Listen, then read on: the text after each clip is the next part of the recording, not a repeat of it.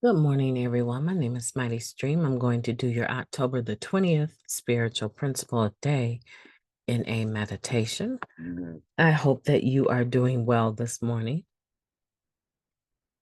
The title of today's meditation, Anonymity is our spiritual foundation. Our spiritual foundation is not a question of whether we know each other's last names. It's that we accept each other regardless of who we are and what we have done. That comes from the Guiding Principles book, Tradition 12, Opening Reflection. What's in a name? Well, anonymous is half of ours. In not using our last names, we end up sharing the same one, Addict.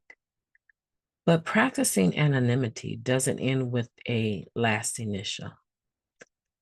A principle can't be that simple, not when it's a word that's so hard to pronounce. Go ahead, try it. Anonymity. See, the struggle is real for so many of us. Because anonymity is, according to our 12 traditions, the spiritual foundation of all our traditions, understanding what it means and how to practice it is essential to our ability to work with, relate to, and love each other unconditionally. Our spiritual foundation is the very rock we're all standing on. A member wrote, but any rock can be pounded into sand by relentless force.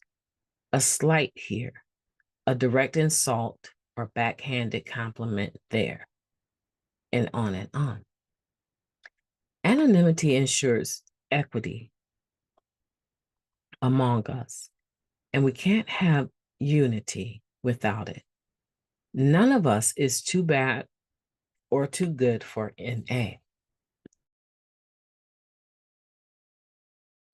We don't merely tolerate each other's differences and ignore our difficult past. Instead, we honor and embrace the people we are today. We do our darnest to rise above personality differences and have a bad day reactions and having bad day reactions. We give each other the benefit of the doubt, roll up our sleeves in unity, and get to work. Acceptance doesn't mean we endorse each other's every action. There's space for all of us at the NA table, but we must hold ourselves and each other accountable. Anonymity requires that we all have equal access to the message. So when a member's behavior prevents that from happening or otherwise interrupts the atmosphere of recovery, we need to be clear. You are welcome. Your behavior is not. We can't expect ourselves to practice the unconditional love aspect of anonymity perfectly.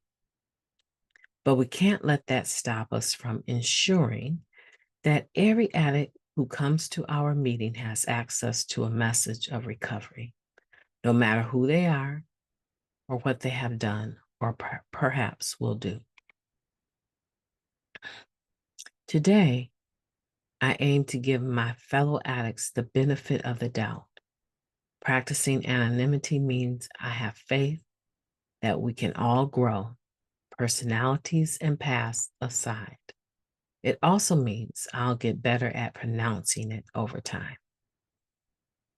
Let's take a moment of silence, followed by the wee version of Serenity Prayer. Moment of silence now, please.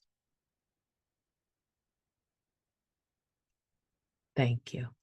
God, grant us the serenity to accept the things that we cannot change, the courage to change the things that we can, and the wisdom to know the difference. Anonymity is our spiritual foundation for all our traditions. It is a lot greater than just not using last names. The true intent is to make sure that everyone who wants to access the program of recovery is able to do so, regardless of who they are, what type of work they do, what we know about them or don't know about them, what they've done in the past, or who their connections were. This spiritual principle, right, of anonymity takes that all away. And some of us use it lightly. We take it lightly. I remember one man, he used to come to meetings and he would talk about the problem with that is that I don't know anyone's last name. So when your buddy from the meetings passes away, how do you find them in the paper? How do you find them in the hospital to visit them? Right. And that was a good point. But typically what happens is those subgroups of relationships that develop outside of the meeting room. At some point in time, those last names become known, right? Because generally, when you're hanging out with someone every day or you're doing coffee with them every week, you don't mind them knowing your last name. That's why this is saying it's much bigger than that. A spiritual principle cannot just come down to using a last initial.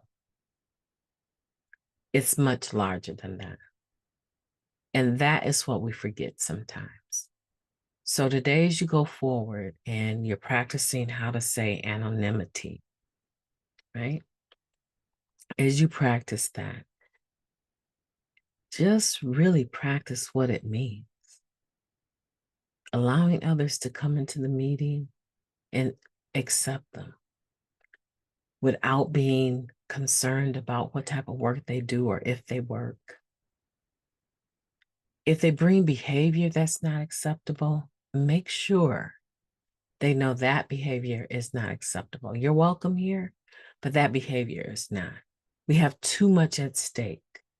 We have too much of a legacy to live up to, which is to maintain an atmosphere of recovery at all of our meetings, not just some, including area.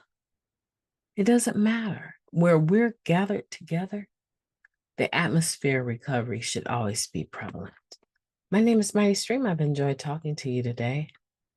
Well, I mean, I'm not well, right? So I've struggled to breathe through this. So in that sense, talking has been difficult. But spending time with you is everything. Have a beautiful day on purpose.